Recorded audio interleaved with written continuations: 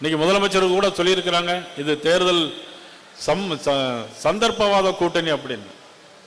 நான் சொல்லுகிறேன், நீங்கள் தான் சந்தர்ப்பவாத கூட்டணியிலே தலைமையேற்றிருக்கிறீர்களே தவிர எங்களது கூட்டணி தான் நியாயமான கூட்டணி, நேர்மையான கூட்டணி, ஊழலற்ற கூட்டணி என்பதை நான் இந்த கூட்டம் உங்களுக்கு பதில் சொல்ல கடமைப்பட்டிருக்கிறேன். ஆக நமக்கு இருக்க பொறுமையும் பொறுப்பும் கடமையும் நிச்சயமாக நாம் இந்த ஆட்சி வருவதற்கு, நம்மளுடைய ஆட்சி வருவதற்கு, தேசிய ஜனநாயக ஆட்சி வருவதற்கு பக்கபலமாக இருக்க வேண்டும் என்பதுதான் என்னுடைய வேண்டுகோள். இந்த நேரத்தில் வைக்கிறதுக்கு கடமைப்பட்டிருக்கிறேன். உங்களுடைய ஒவ்வொரு பூத்தையும் நீங்கள் கண்காணிக்க வேண்டும்.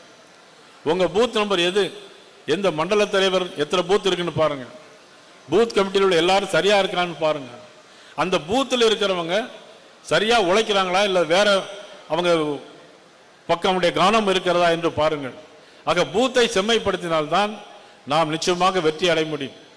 ஆக எத்தனை தொகுதி எப்படி கூட்டணி என்பதையெல்லாம் நாம் சொல்ல முடியாது. அகில இந்திய தலைமை உள்துறை அமைச்சர் அமித்ஷாஜி அவர்களும் அண்ணா திராவிட முன்னேற்ற கழகத்தினுடைய பொதுச் செயலாளர் பழனிசாமி அவர்களும் சேர்ந்து அவர்கள் முடிவெடுப்பார்கள்.